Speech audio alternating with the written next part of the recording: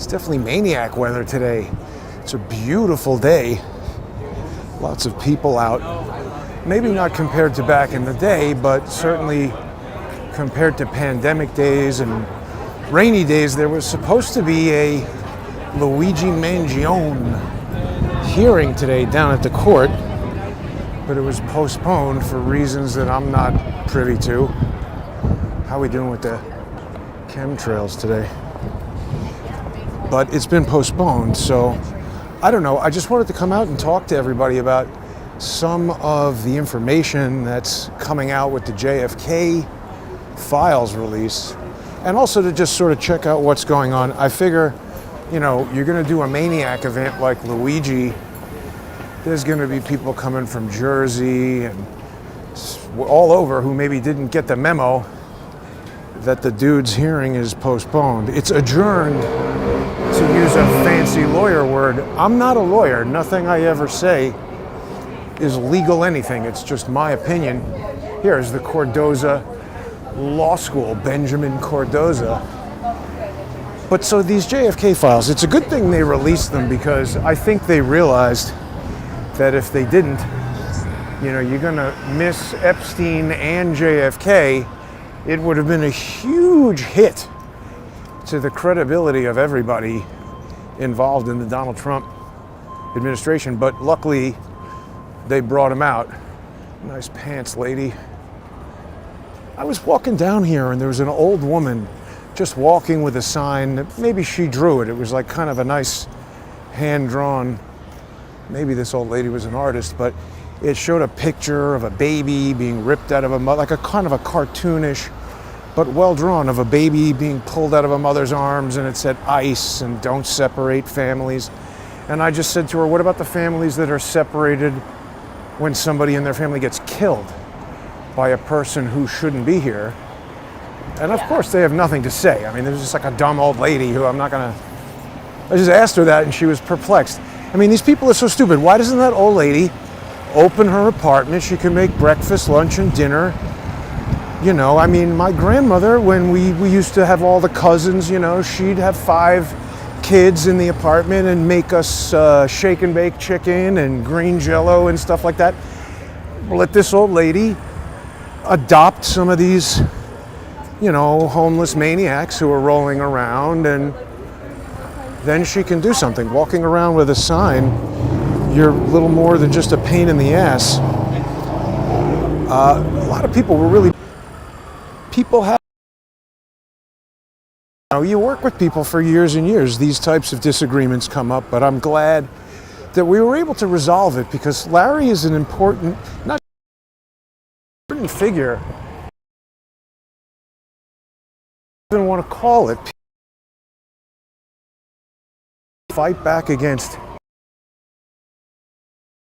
school with the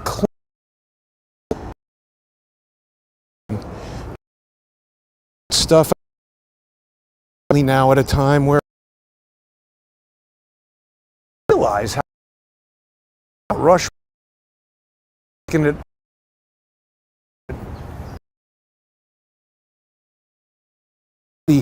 so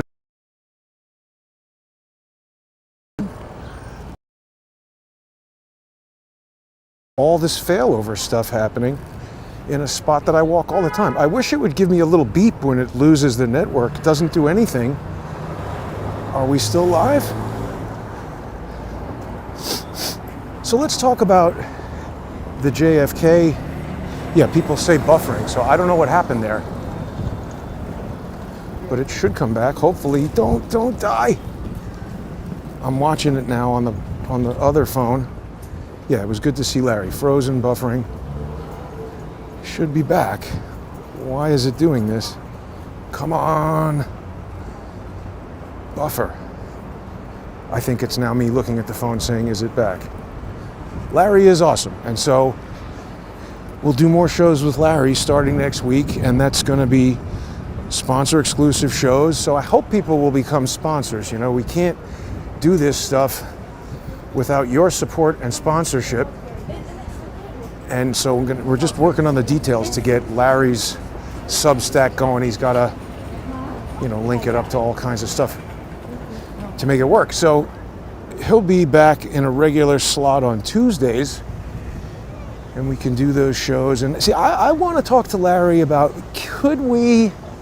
I like the citizens' grand juries, of course, and I found it very educational to help us understand just like what a grand jury is about, what an indictment is about, etc. But I think it's a big reach to take a bill of indictment from a podcast simulated grand jury like that. And I know what Larry is saying. The grand jury is the people own it and all that. So again, everything he's doing is good, and I understand the purpose and the meaning, but I don't think that the exact output of that is going to necessarily have some direct change. Whereas what I want to start asking him about is like, what if, we create an outline? I mean, I'm not trying to say that I think that I have the knowledge or ability to do this, but just from an idea standpoint, what about writing an outline for a Judicial Modernization Act? I'm hearing a lot of people say that Congress can abolish the district courts and somehow create a new system of courts that would sidestep this issue of it being, there's like a mini Lassie, of it being virtually impossible to impeach a judge. So I don't know, I think we need that. And I just think there's a lot of people in Congress who, like somebody like Eli Crane, he's a very smart, nice, courageous guy, but I just don't think he has a lot of legal experience, He was in the military and then he started his own company, but I don't know that he really thinks about things in terms of the law or lawyers or legal writing. He shouldn't be writing that in the park. And if we could provide him with an outline or a document or somehow help his staff, draft a new thing. Anyway, that's something that we could explore. I thought we might see some pro-Luigi maniacs here in the park, but it just seems to be pretty much nice weather. Here's somebody with a sign, might have something interesting to say. But so the JFK files, they've been released. Some people say nothing in there. Some people say, I've seen people go as far as saying like, oh, this proves that JFK was killed by a lone gunman. What? How does it do that? First of all, it doesn't. But second of all, I mean, it's been out for a day or something. I think I've seen this lunatic around before.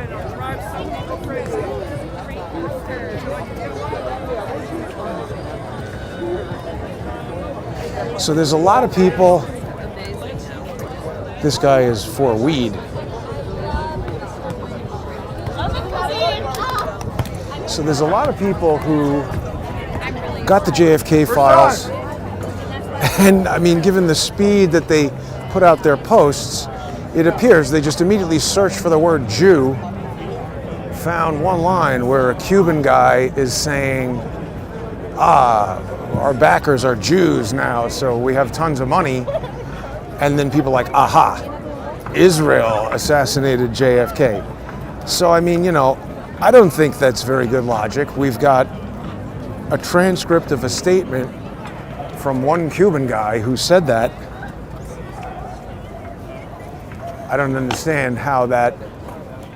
There's so many other unanswered questions that make that conclusion basically impossible. This guy's a douchebag. But it seems much more likely to me, because there was, who was it, David Atlee Phillips or Jesus Angleton? There was one of these famous CIA rogues who there was another line they found that this guy was the guy at the CIA who was interfacing with Mossad. And so they take that to mean, aha, Mossad controls the world. And even though Israel was only around for 15 years at the time that Kennedy was assassinated, somehow that group of people managed to take control and maintain control clandestinely, according to these people, of the entire United States government, rather than the CIA saying, hey, let's have this one guy interface with Mossad so that whatever he's doing is incredibly compartmentalized and most people don't know about it, and if something goes sideways, we can sort of make sure that he goes away and then nobody ever finds out about it. But what we're going to do is Like if you wanted to rob a bank or do some crime, but not get caught for it, maybe if you were a sinister criminal mastermind, you would hire somebody else to do the crime on your behalf. Then, if you were a super sinister criminal, perhaps you could set it up so that the police catch the person that you've hired to do this crime. Like, let's say the crime is killing someone. Once it's done, it's not like you need to collect the money from a bank robbery. Maybe you want the police to arrest this person because you've set up other circumstances. So when that guy says, oh, no, I didn't do it, that person who hired me did it, the person who hired you maybe has some relationship with the police or some other evidence to fool the police, to frame you and get you to go to jail for it. And the reason I think that's what happened is all the other evidence, except for those 2 lines and a couple of selective things that you have to be willfully ignorant and wanting to arrive at that answer in order to get there, it just doesn't make any sense. And there are so many other people who wanted to kill him. Someone saying IPAC was established from the days of the assassination. Look, I'm not denying that Israel wanted nuclear weapons and JFK didn't want them to have them. What I'm saying is someone in the CIA did want them to have them, and they didn't want it to look like the United States was giving it to them. Because then they could say, oh no, what a terrible thing. Someone stole this from us. But now Israel has that technology, and just like I described before of hiring a hitman or utilizing a cutout, now you could say, hey Israel, why don't you use a tactical nuke to take out Iran or to attack whoever it is that the United States doesn't like, and then we'll just keep blaming it on you, and don't worry, we'll give you billions of dollars and everything. I mean, that makes a lot more sense. And then all this other stuff about Israel versus Palestine or Zionism versus Nazism, this is a polarizing, prescribed argument that's designed to pit people against one another and to just keep us arguing like crazy. I think it's possible that the entire JFK assassination has things like that baked into the cake. So in other words, people see these documents from 1963 and, well, let me get to the evidence I want to talk about with Lee Harvey Oswald, and you'll see exactly what I'm talking about.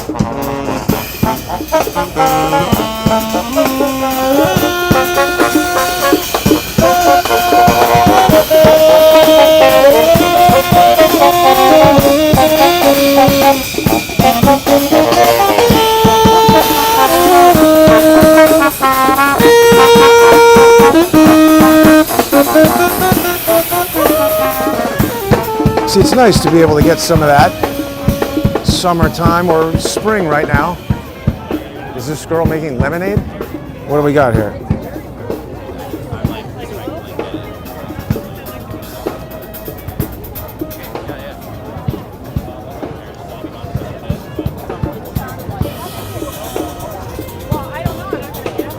I don't even want to engage with these fucking people.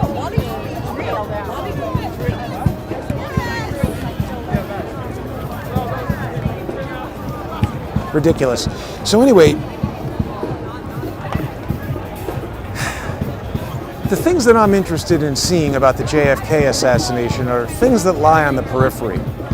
And the reason for that is, if not all, a huge portion of what is being released yesterday, today, and moving forward is already known. Now that's different than it being declassified or admitted to by the government, but I see a lot of people posting things that they think are revelations that a lot of people have known about, certainly for 34 years. You know, there was a ton of information that came out after the 1991 JFK movie, and then even more after the, maybe it was 1994 or 1995, what was it, one of them was the Assassination Records Review Board. There was one in 1972 or 5 or something, kind of concurrent with the church committee hearings. And then there was another one that was sort of sparked by the Oliver Stone movie, and a lot of information came out after that. But most people weren't paying attention to it. So I'm not criticizing this release. I mean, if all it does is spark a new generation of people to be interested in this, that's good. Conversations. Look at this. The two-neck guitar.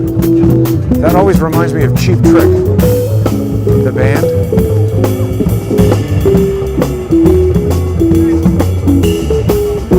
That guy had a two-neck guitar.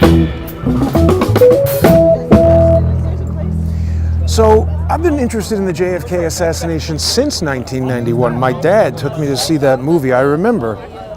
I'm pretty sure we saw it at the United Artists Cinema 150, which is defunct. It was the largest movie theater screen on the East Coast of the United States. I saw Star Wars at that movie theater. A lot of movies. Aliens. A lot of cool movies at that. Oh, no, Aliens I saw at a different theater. But that was like the big, great theater. Anyway, I was very interested in it since then. I've gone to JFK conventions. I've met with people who were witnesses. I've interviewed Beverly, is it Oliver? What is her last name? The woman who took the picture from the grass. I should contact her again. I mean, a lot of these people are getting kind of old. This thing happened 60-something years ago. Beverly was like 18 or 19 at the time that it happened. But obviously she's in her 70s or maybe even her 80s by now. And so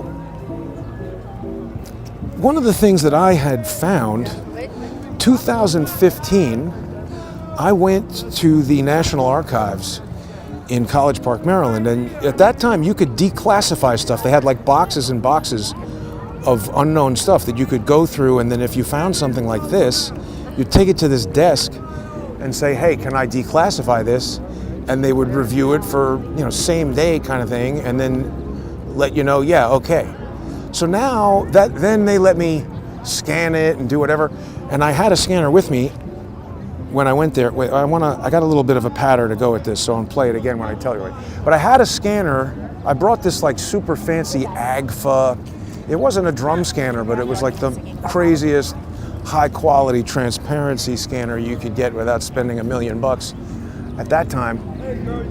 And once it's declassified, now anybody could go there. I mean, they didn't like give it to me or anything like that. They just, label it and mark it and whatever. And I guess if it's an innocuous picture like that, they just do it.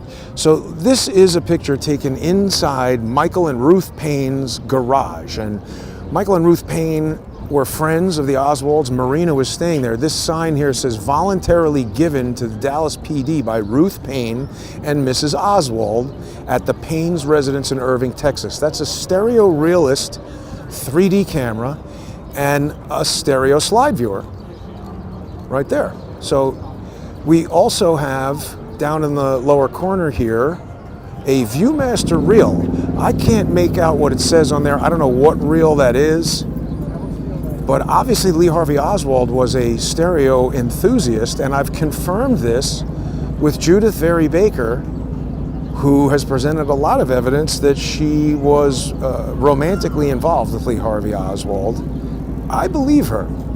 So, but look at what we have here. We've got 10 boxes of slides, and then we've got this 11th box of slides, but these sort of smaller flat boxes almost look like slides sitting next to each other. Why would we have some slides stored that way and others stored vertically? Well, here are some Kodak stereo slides from approximately the 1960s. Now, I got this picture off of eBay, and I think it's in Spanish or some foreign language. I can't really read what that says, but in the upper left-hand corner, it looks to me like it says stereoscopic, and it's got a little, accent over the E, so stereo. Maybe it's, I don't know, French, maybe Spanish, but the point is, we've got all these side-by-side boxes. I think those might be 3D slides, and then he's got his monoscopic slides in that one box. Now, I don't I also can't really make out what this says, but some of these boxes say something, and that one looks like it says stereo color transparencies. This starts with an M, it looks like something color transparencies. I don't know what, but some of these boxes look like they say stereo color transparencies. And so this one, this one was upside down. So I selected that in Photoshop, and it's a little easier to kind of make out if we turn it upside down. But I don't know, can people maybe see this more clearly than I can? It looks to me like it says stereo color transparency, and that says something else, color transparency. But the question is, are these 10 boxes of stereoscopic photographs taken by Lee Harvey Oswald, and then an 11th box of a bunch of just 35 millimeter slides, monoscopic normal slides? I don't know. But it seems like it would be. I mean, that's all the stuff that was in the garage that Ruth Payne and Marina Oswald gave to the cops on November, was it the 23rd? When did they say that that was turned over? It was either the 22nd or the 23rd. It's fast work by the cops. Let's just take a look. 11/22/63. So you're telling me approximately 1 o'clock in the afternoon the president is shot, and sometime within the next, I don't know, are they over at the Payne's house at midnight? What time did they get there? 8, 9 hours? They've already figured out that it's Lee Harvey Oswald, that his wife is living with a friend because they're estranged, and they went to that house and they collected all that stuff and photographed it. Now, what's interesting is,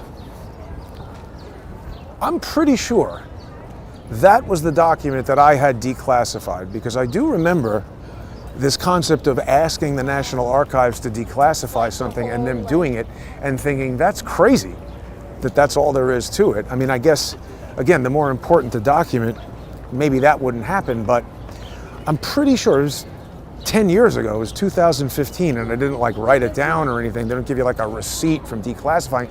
Just literally, the National Archives, there in College Park, it's like the biggest, fanciest library I've ever been to, like the best library I've ever been to. And I would actually say that that right over there is the second fanciest library I've ever been to. That is the NYU Bobst Library, and in many ways, it's like a lot more technologically advanced. I haven't been in there in probably more than 10 years also, but at the time I was. It's more advanced even than the New York Public Library, which makes sense because it's funded by millions and millions of stolen dollars taken by the also tax-exempt piece of shit NYU. But the point is, the National Archives, I declassified that thing, and so now for the last 10 years, I think anybody could go in there and see that. But I have never seen that photo of Lee Harvey Oswald's stereo realist 3D camera. I've never seen that before I got it from the National Archives. And I've thought about it ever since then. It actually inspired me because in 2015, remember, 21st Century 3D was in the dumps. The last major production we did was in 2014 in Dubai.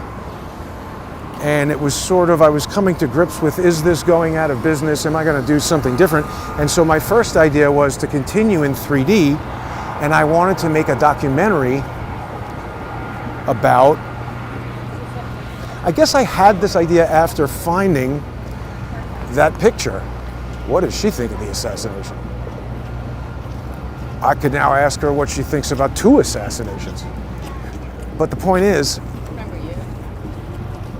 I think that was what inspired the JFK 3D idea, because I guess I was just, I don't remember why I was motivated to go there. Maybe I had already known about it, but I saw that 3D camera and I was like, wow, wouldn't it be amazing if you could get Lee Harvey Oswald's 3D photos?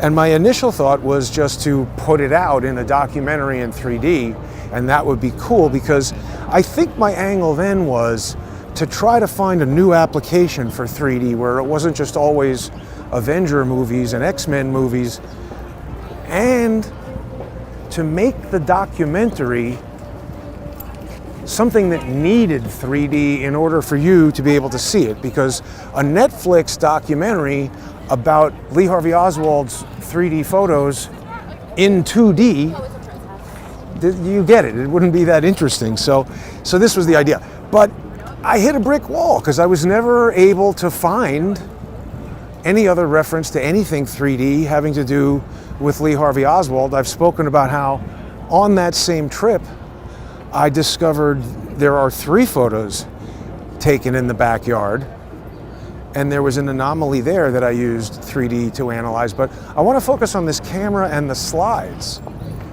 because, you know, the FBI should have that stuff. Where are the Lee Harvey Oswald 3D slides? And what is the content of the photography? Remember, there's all this mystery surrounding Lee Harvey Oswald allegedly going to Mexico City, Lee Harvey Oswald going to the Soviet Union. He's an avid photographer. He worked at a photo place. He even had knowledge of photo compositing, which was incredibly difficult to do in the 1960s. I used to do it in the 80s and 90s using those old traditional techniques.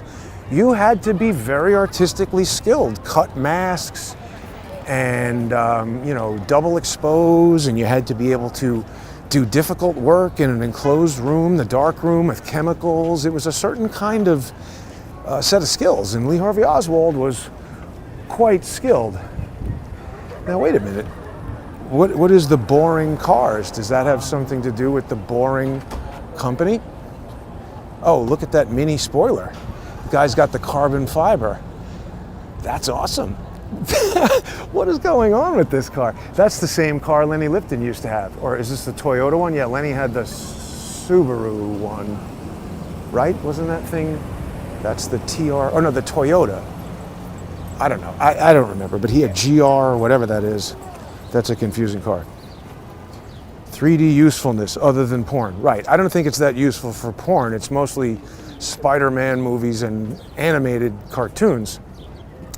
But anyway, so I never really found anything more about any of this 3D Lee Harvey Oswald business. But then today, I was searching for more stereo realist stuff, and I found this. This is a transcription of some interviews, first with Lee Harvey Oswald's brother, where he is saying that he's shown these 2 cameras. One of them is a Russian, I think this is the 120 camera.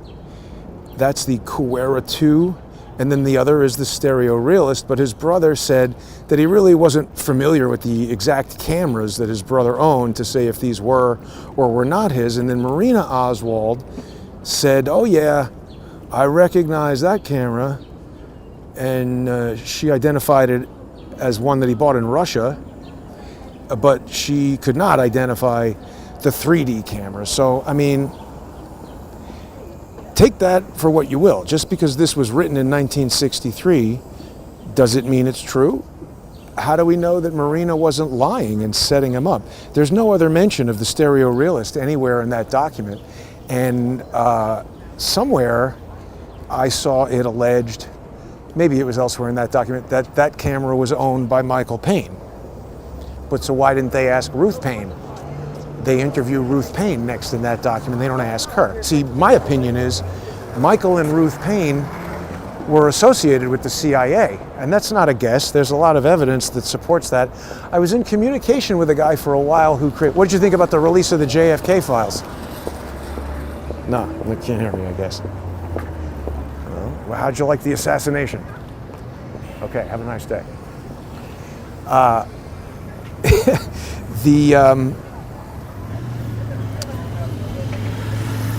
Michael Payne and Ruth Payne. Michael Payne, I believe his father, or his father, maybe his stepfather. Michael Payne was affiliated with the Bell Helicopter Company, and the Bell Helicopter Company helped Lyndon Johnson get elected to the Senate by providing him with a helicopter that allowed him to campaign a lot more effectively than his competitors who needed to use, I guess, trains or commercial aviation. And then during the Vietnam War, what's the most iconic symbol of the Vietnam War is probably the Huey helicopter.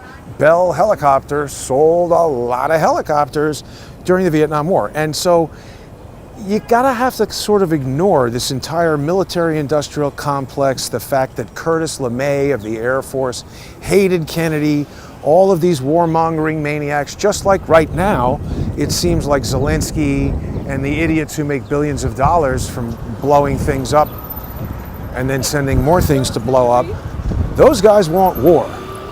And they seem to have tried to kill Trump to get it. You know, this guy Routh, they're saying he's directly affiliated with Ukraine. And we know they tried to kill Trump, or some people say that was stage 2. You're never going to be able to satisfy some people, but my point is, in 1963, just like in 2025, the people who were in the business of making helicopters and planes and bombs and guns, they liked the idea of a war in Vietnam, and they wanted it to go on for a long, long time. And with JFK saying, no, I don't want a war, they wanted to kill him. Additionally, JFK wanted to eliminate something called the oil depletion allowance, which was some sort of a tax arrangement where developers of oil, you know, people who were drilling for oil, got some kind of tax benefit, because the premise was that oil is a depleting resource, and as they spend money drilling for more of it, there's going to be less and less of it, so they need money, or something like that. People can look into the details of it, but basically JFK said, nah, we're getting rid of that. So all these Texas oil millionaires who in the 1960s had designs, I guess, on becoming oil billionaires, they really wanted to kill Kennedy. And I think even above and beyond that, remember, it was only a short time after 1963 that Richard Nixon took the United States off of the gold standard and created the petrodollar, which is an economic system based on the presumption that everybody wants oil. And if we force every single country to conduct transactions related to oil, whether buying or selling, only in dollars, that will create an inherent demand for dollars. People will need dollars to buy oil.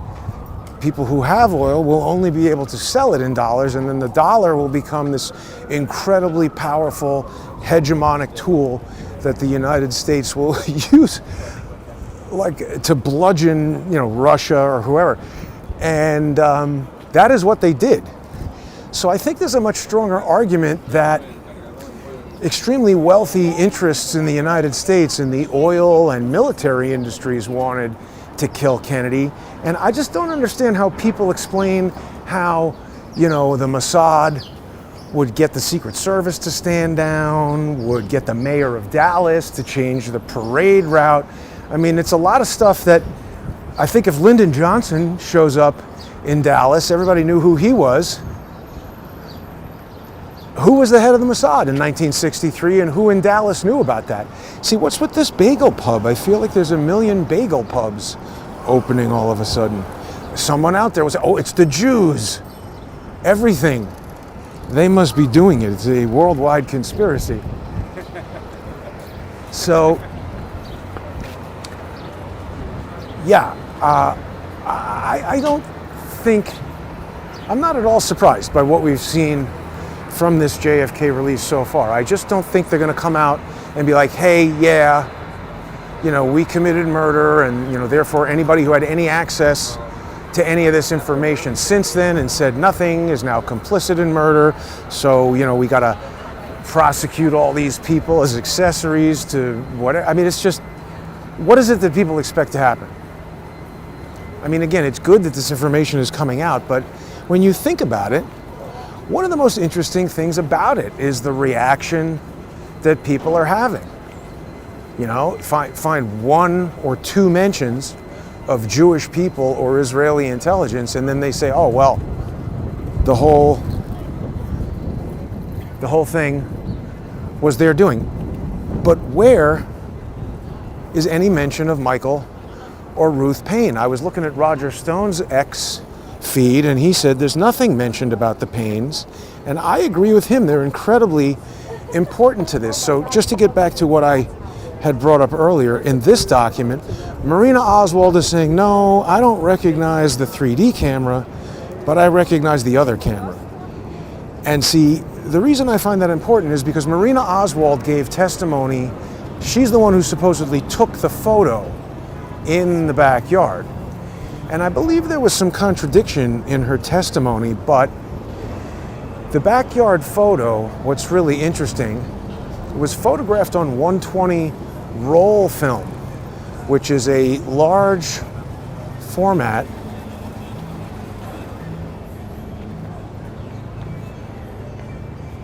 much bigger than 35 millimeter film.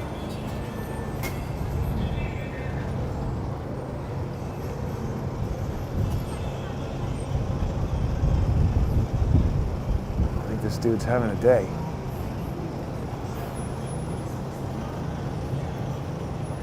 Seems like drug use. Anyway, Roger Stone was saying nothing from the panes. So there's a lot of directions that this could go in. You could be one of the people who says everything was done by the Jews and everything else is a cover-up, or something else happened. Let's explore the possibility that the CIA, the FBI, members of the military and the government of the United States were the driving force behind this assassination, and they utilized Corsicans and French people and Israelis and Italian mafia and a wide variety of criminals and intelligence operatives who sometimes run in similar circles, but they use those guys to execute, right? When Charles shows us that apartment in Penang, obviously he didn't lay every tile in the place. He didn't paint the walls. He didn't move the furniture in. But he is the guy who found that apartment building, made the plan, got the resources together, paid the individuals to do the things that needed to be done to get the job done. Charles was responsible for the procurement and creation of that apartment. And so that's what I'm talking about. I'm not denying that Israeli individuals and Mossad and maybe even all the way up to the top of the Israeli government, I don't know. It does seem that they knew about it and had involvement, but the notion that they did it or they drove it, it just seems absurd to me, particularly in 1963 when Israel was a young, sort of in a tenuous position. Doesn't make any sense. But we know that Lyndon Johnson does a lot of scumbaggery stuff, like tell somebody to kill Kennedy. Lyndon Johnson himself, in a very awkward Walter Cronkite interview near the end of his life, near the end of Johnson's life, Lyndon Johnson told Walter Cronkite that he was never satisfied that there wasn't some kind of conspiracy. And it's a weird thing to say, but back to this document where Marina Oswald says, I don't recognize the 3D camera. What if Marina Oswald is in on the idea of setting up Lee Harvey Oswald? Do you really think that the CIA would be above setting a woman on a guy to get him to fall in love with her?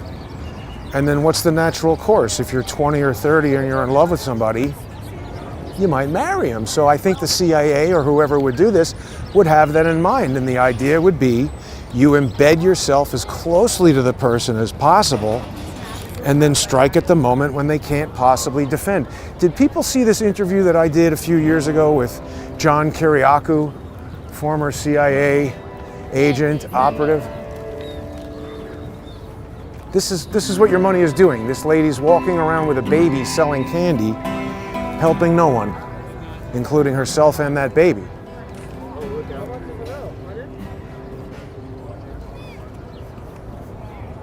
I'm telling you, maniac weather. Anyway, in that interview with John Kiriakou, he spoke about the reprehensible things that his wife did and said at his trial. and he felt extremely betrayed by her. I believe they have children together. And in the interview, I asked him if he felt that the CIA had set him up with this wife and that to deliberately betray him, and that she was never,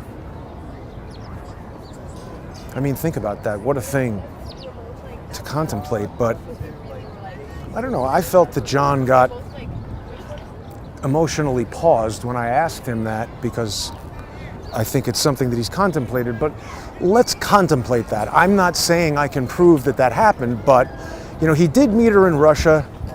There's all this weird stuff with this guy George de Mohrenschildt, who committed suicide like the day before he was supposed to testify in 1972 or whatever it was. And there's a lot of weird, there's some recording of the gunshot. Anyway, my point is the notion that Marina Oswald could have been a spy whose role was to help frame Lee Harvey. And what if there are photos or evidence contained in that 3D camera? There's some reason they don't want you looking at that. They want you looking at this. I don't know. I'm just saying, I hope we get to see those slides, because I'm just super curious. Do they have pictures of Judith Vary Baker on there? Do they have pictures of Oswald traveling to Russia? Do they have pictures of things that he might have done that we have no idea about?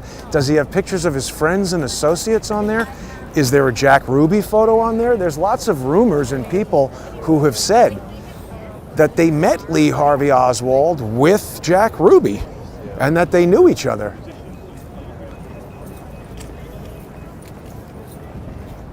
I don't know. I mean, I haven't spent that much time in Dallas. I mean, I've been there a bunch of times, but I can't say I've ever like worked there and walked the streets having lunch daily and like know the town.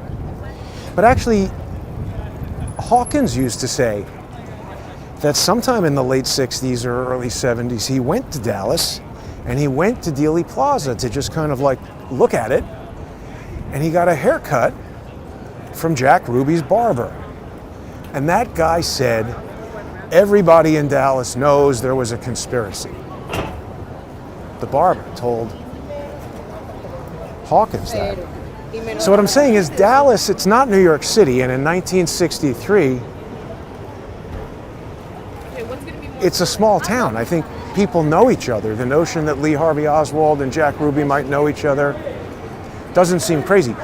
We don't know what would be on those photos. So, you know, just because something is written in 1963 and unredacted now, doesn't mean that they didn't put some deliberate lie there back in 1963. Just look at how they operate now.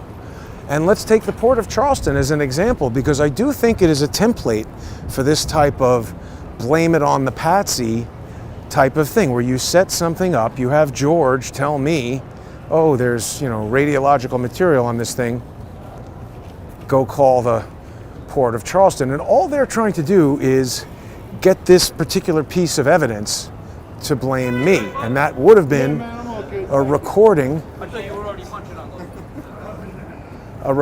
of me talking to the Coast Guard saying there's a dirty bomb. What's the key evidence against Lee Harvey Oswald? Didn't they find the rifle in the Payne's garage? The Mannlicher Carcano that they said, oh, this is Lee Harvey Oswald's rifle, and we got it from this house where his wife is, and his neighbors or whoever they are said it's his. And they just sold everybody on that evidence. Lee Harvey Oswald, the moment they got him, said, I didn't shoot anybody. I'm a patsy. The Dallas police did a paraffin test, which was a gunshot residue test. You know, it wasn't 1763, it was 1963. They had a lot of technology. And the paraffin test said that Lee Harvey Oswald had not fired a rifle that day. So, I mean, there's certain physical evidence like that that is sort of extremely difficult to ignore. So, I mean, how does that affect the whole the Jews did it theory when there's certain things that we just know aren't true? There's also a really good study that was done by James Fetzer used to have a crew of guys who were working on this, and they did podcasts that sometimes were crazy, but some were extremely good. And I forget the guy's name who did this photogrammetric analysis of various photos of Rafael Cruz, but he gave a very, very compelling presentation that Rafael Cruz was there with Lee Harvey Oswald at the International Trade Mart in New Orleans in August. And the International Trade Mart is where the JFK motorcade was headed, the Dallas International Trade Mart. So I don't know, did the Jews tell Lee Harvey Oswald to go hang out with Ted Cruz's father? And then did the Jews use that to help Ted Cruz become a senator?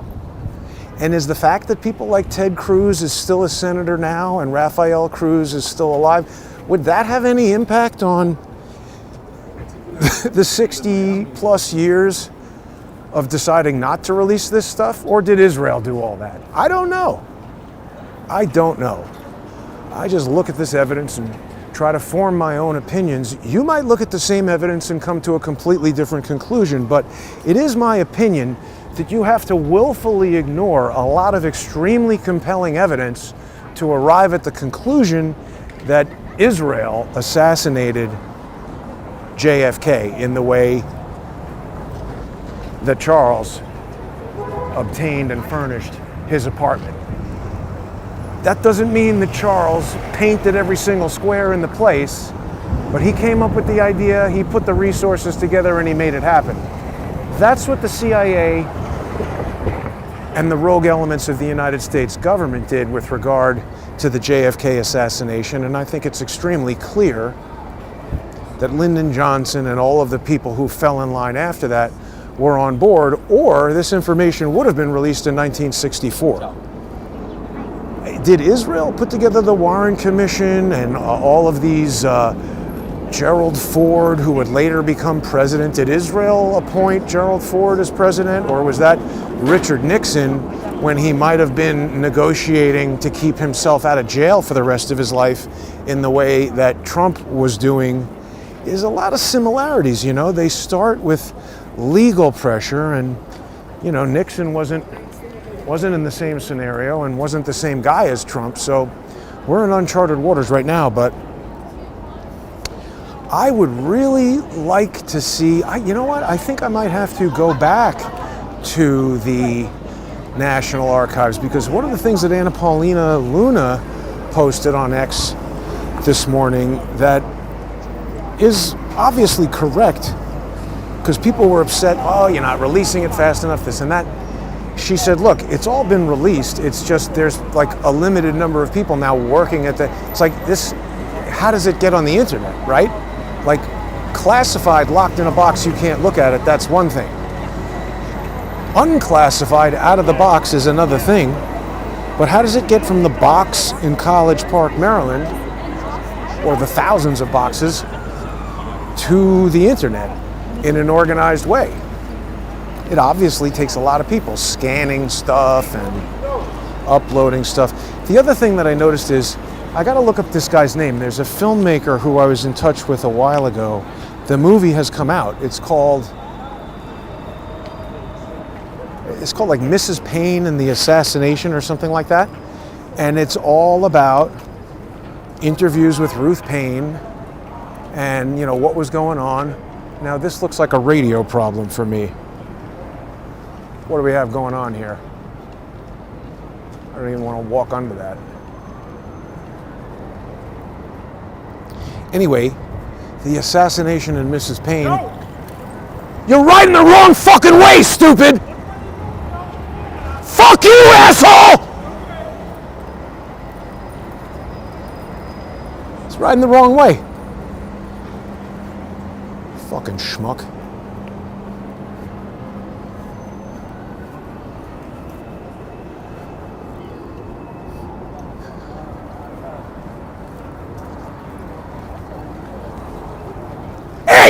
Hey, you dumb motherfucker! Follow the direction of traffic, you son of a bitch!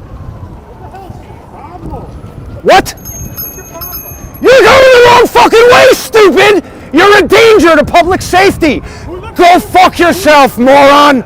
You see the line? It's pointing the opposite direction you're riding! Fuck you!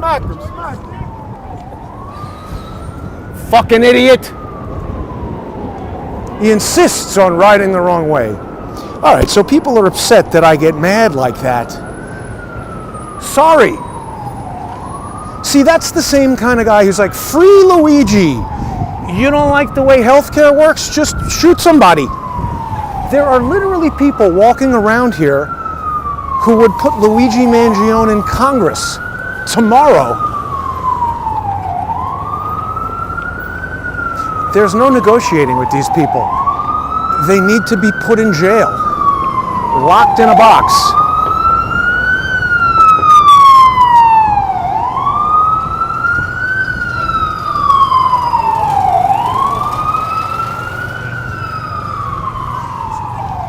You see how they do something completely in the wrong, and it's my fault. Guy's driving the wrong way and telling me to look. I'm looking where the traffic is.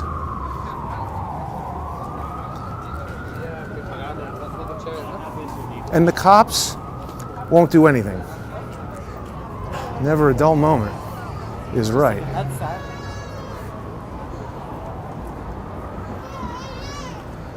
Tim says the CIA's high-level circle is known as the rabbis. I don't know anything about that, but I'd be surprised if they were Jewish. Remember that idiot, the Ginger Frankenstein? What's that stupid idiot's name? Patrick Byrne. He refers to Warren Buffett as his rabbi. And he said it many times. And Charles was like, well, that's just like like an investing, people say that about the guy who is their mentor and whatever. I said, yeah, that's fine. But if I went on to Patrick Byrne's podcast and said, oh, Charles Ortel, yeah, he's my N-word, N-I-G-G-A. How would that be received by black people? You know? Now, when Lee says that Rabbi Yaakov Shapiro is his rabbi, he's being serious. Yaakov Shapiro is a rabbi, and Lee is friends with him and has been instructed by him and mentored by him in certain ways, and Lee speaks to him for advice and knowledge. That's what a rabbi does. This guy's just using the term. So, Tim, I don't know what they mean. Sir, have you heard, excuse me. I'm really late. Have you heard this, that they say all right, never mind. That guy looked like he would know about rabbis, but you see, you can't just approach a Jewish person on the street right now without them getting super tense because everybody wants to beat us up. And what's interesting is to see the incredible hatred coming out of people. I don't want to censor it. There's a lot of people who say, oh, take Kanye West stuff. No, Lee, I want to hear what these people have to say. And I want to know who the bigoted, small-minded idiots are so I can stay away from them. But anyway, I don't know what that means, Tim. It's interesting. But I just really don't think that Israel controls the United States. I think that the creation of Israel was done at the behest of the same kind of globalist powers that created the American Revolution and World War I and World War II, and they want to create a condition where there are two extremely polarized sides, and then they want to pit those sides against each other, whether it's black versus white, Nazi versus Jew, Palestinian versus Israeli. They want those two sides. Polarize and personalize. It's an Alinskyite tactic. So all of these people who are participating in this and can't get above the fray and realize that this is a patsy situation. Same thing with 9/11. This is why Ian Carroll is either a liar or an actual idiot. Because it's so obvious that if you wanted to do a crime, that you'd think to hire someone to do it, and then if it went badly and they got caught, you'd try to blame it on them. In fact, that's nearly the whole entire reason for hiring someone to do a crime rather than doing it yourself, so that if they get caught, they get blamed. Why would Israel hire 5 Israeli guys They're so sophisticated that they can defy the FBI and the CIA to destroy the towers. The art students gain access and paint the thermite inside the elevator shafts. And this is all planned by Israel. Marvin Bush was the CEO of the security company in charge of security at the World Trade Center. Building 7 had CIA, FBI, all kinds of FEMA command office and everything. So you're telling me that the Mossad and Israel are sophisticated enough to penetrate the entire intelligence, security, and law enforcement apparatus of the NYPD, the FBI, the CIA, the DIA, what are the 17 other things that are supposed to be looking at this? They're smart enough that they can defy all of that and put together this incredibly elaborate plan, but they aren't smart enough to tell the 5 guys that they hired to dance around a van to not do that. And don't make a display out in public where everybody's going to know that you're involved with it. I mean, the whole thing just reeks of shooting a guy, putting him on the ground, putting the gun in his hand, and calling the police and saying this guy just killed himself. It's obviously blaming it on somebody who doesn't logically seem to have done what you're claiming that they did. And okay, maybe you didn't think of that at first. And you're like, oh, you know, there are some people who I've said that to who stop for a minute and realize that makes a lot of sense. And Ian positions himself as this open-minded, thoughtful guy, but you know, that really likely probability never enters into his calculation. So it really causes me to presume that he's got to be doing that deliberately, because I don't think he's stupid. I've spoken to him enough to know that. He's very intelligent, in fact. Can't quite gauge exactly how traditionally educated he is, but he has inherent intelligence, and I think that that comes through in how he communicates and how he finds information and processes information. So again, that's a contradiction. I don't see how someone could be so smart and so skilled at putting together complicated pieces of puzzles and then totally miss this. So seems contradictory. I don't like these contradictions that don't make sense, and it's not that I don't like them, it's that I can't resolve them in my mind to satisfaction.